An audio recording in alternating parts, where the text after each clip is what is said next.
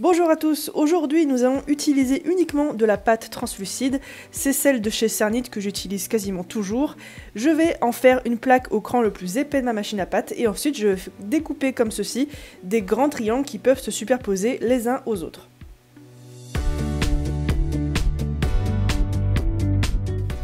Je vais ensuite utiliser des encres à alcool, ici ce sont des Jim Holtz, mais vous pouvez très bien utiliser la marque Pignata. Pour trouver vos encres à alcool, je vous conseille toutes les boutiques de loisirs créatifs, elles en ont quasiment toutes maintenant. Je dépose quelques gouttes sur deux de mes triangles, et je vais surtout ne pas mélanger ces couleurs, je vais essayer de faire en sorte que les gouttes ne se touchent pas entre elles pour avoir des jolies taches de couleurs sur chacune de mes plaques.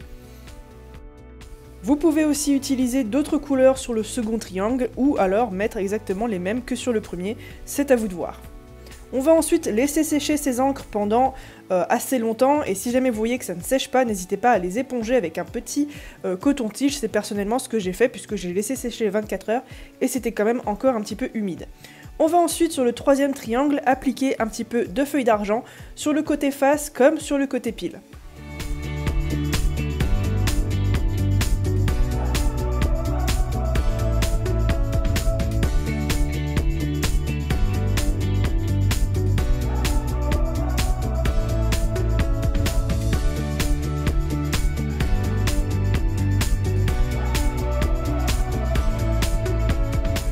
On va ensuite superposer nos trois triangles en mettant la pâte avec la feuille d'argent au milieu et en mettant bien les encres vers l'intérieur, c'est-à-dire que de deux côtés on doit avoir juste de la pâte translucide.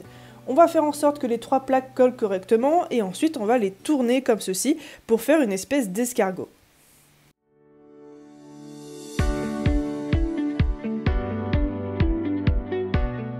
Et lorsque votre escargot est fait, on va ensuite venir en faire une espèce de grosse canne, un peu comme quand on fait un mokumegane qu'on va revenir constituer pour pouvoir le découper correctement.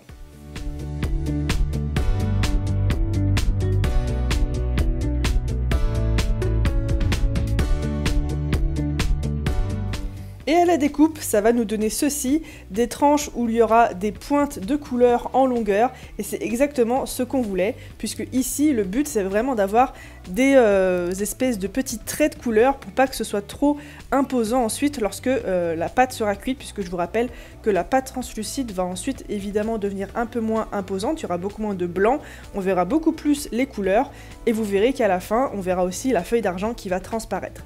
On va donc créer une plaque avec ce petit bloc, je vais l'étaler correctement et je vais le passer au cran de ma machine à pâte environ 4 ou 5 pour avoir une plaque assez fine. Et j'en profite pour faire une petite aparté, savez-vous que vous êtes plus de 57% à ne pas être abonné à ma chaîne, mais à regarder quand même mes vidéos. Donc voilà, n'hésitez pas à vous abonner, ça m'aide beaucoup. Je vais ensuite découper cette plaque avec un emporte-pièce rond. Ici, vous avez vraiment le choix. J'ai fait ça avec un emporte-pièce rond, mais vous pouvez très bien utiliser d'autres formes et ensuite utiliser la même technique que je vais utiliser ensuite. Je vais prendre chacun ces petits cercles et les mettre ensuite à cuire sur un support afin qu'ils soient arrondis. Alors ici, j'ai pris des baguettes en bois puisque ça correspondait avec la taille de mes petits cercles.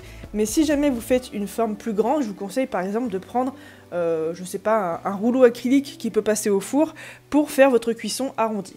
Le but, c'est d'avoir des pièces qui soient courbées pour ensuite faire notre montage. Vous pouvez aussi varier les formes, vous n'êtes pas obligé d'utiliser le même support de cuisson à chaque fois, puisque ensuite le but c'est vraiment d'avoir un montage original, donc vous pouvez très bien faire différents supports, différentes largeurs pour avoir différentes pièces. Je vous conseille aussi de lisser très légèrement le bord de vos pièces lorsque vous les mettez sur vos supports, tout simplement pour ne pas avoir ces espèces de petits bords un peu coupants, pas très jolis qu'on a après cuisson. Il vous suffit de passer le doigt dessus pour casser un petit peu les bords.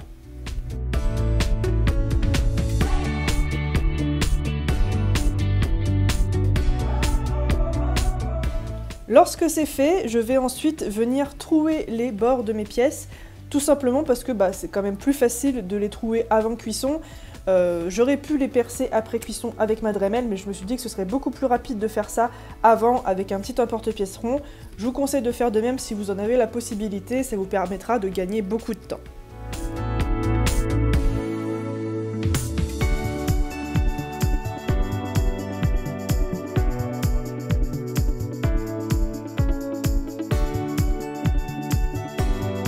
n'hésitez pas à varier les emplacements de vos trous, tout simplement pour avoir des résultats différents ensuite au montage.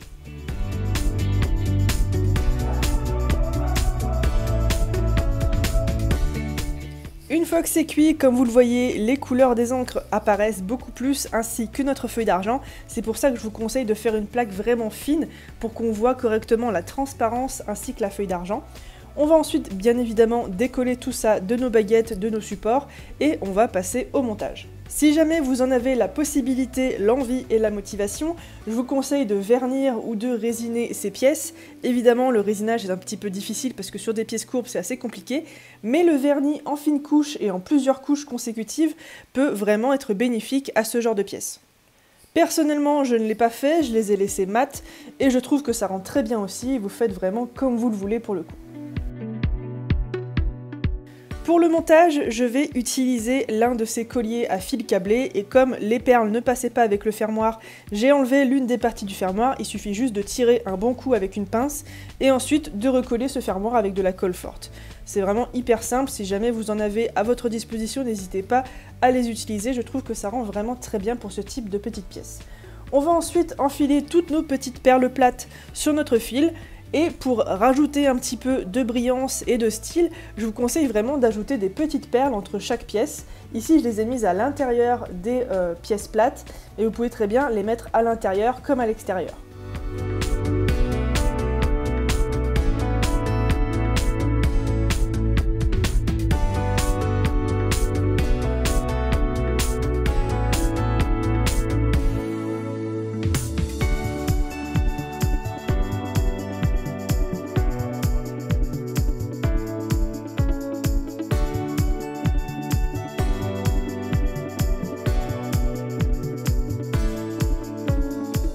Lorsque vous avez terminé votre montage et que vous êtes satisfaite, je vous conseille donc du coup de finir votre collier en recollant le fermoir. J'utilise la colle UU Super Strong and Safe là, qui va vraiment bien pour tous les bijoux. Je l'utilise tout le temps et franchement, jusqu'à maintenant, elle ne m'a jamais déçue. Et voilà ce que ça nous donne au final, un collier avec des pièces un petit peu libres qui tournent sur elles-mêmes. Je vous conseille bien évidemment de varier les formes, les couleurs, les plaisirs, etc. et les techniques, et d'ajouter quelques petites perles, je trouve que ça rend beaucoup mieux ensuite. Sur ce, je vous laisse et je vous dis à la semaine prochaine pour un autre tutoriel. Ciao!